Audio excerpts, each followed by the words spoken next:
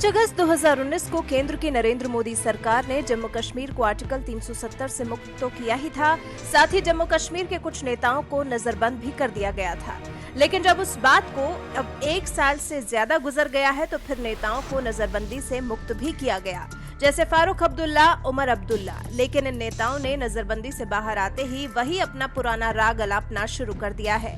जम्मू कश्मीर के पूर्व मुख्यमंत्री फारूक अब्दुल्ला का कश्मीर को लेकर यही रवैया रहा है कि कश्मीरी नागरिक खुद को भारतीय नहीं समझते हैं और वो भारतीय रहना भी नहीं चाहते हैं।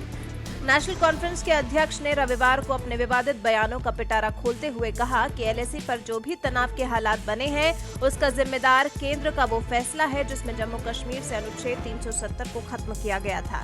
चीन की तरफदारी करते हुए फारूक अब्दुल्ला कहते हैं कि चीन ने कभी भी अनुच्छेद 370 खत्म करने के फैसले का समर्थन नहीं किया है और हमें उम्मीद है कि आर्टिकल 370 को फिर से चीन की मदद से बहाल किया जा सकेगा।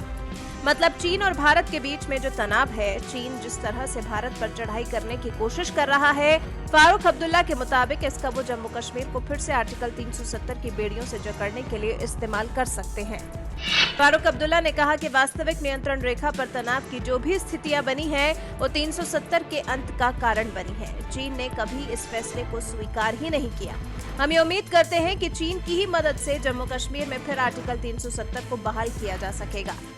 फारूक के मुताबिक 5 अगस्त 2019 को 370 को हटाने का जो फैसला लिया गया उसे कभी स्वीकार नहीं किया जा सकता।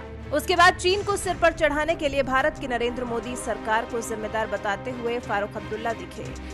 चीन की तरफदारी करते हुए कहते हैं कि मैंने कभी चीनी राष्ट्रपति को भारत नहीं बुलाया। पीएम नरेंद्र मोदी ही उन्हें भारत आमंत्रित करने वाले शख्स थे।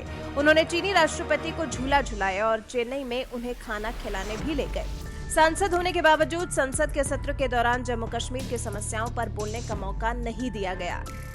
फारूक अब्दुल्ला फिलहाल श्रीनगर की लोकसभा सीट से सांसद हैं। वो जम्मू कश्मीर के सीएम रह चुके हैं और केंद्र सरकार के साथ भी लंबे समय तक काम कर चुके हैं। फारूक अब्दुल्ला जम्मू कश्मीर के उन शीर्ष नेताओं में से एक थे जिन्हें 370 खत्म करने के दौरान नजरबंदी में रखा गया था।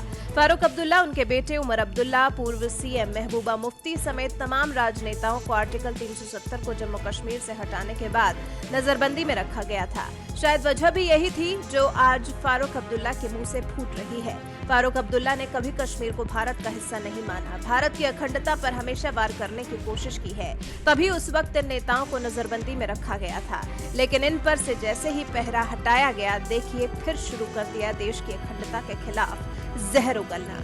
अब चीन की मदद से जम्मू कश्मीर में आर्टिकल 370 को बहाल करने की बात कर रहे हैं। आप फारूक अब्दुल्ला के इस बयान पर क्या कहना चाहेंगे?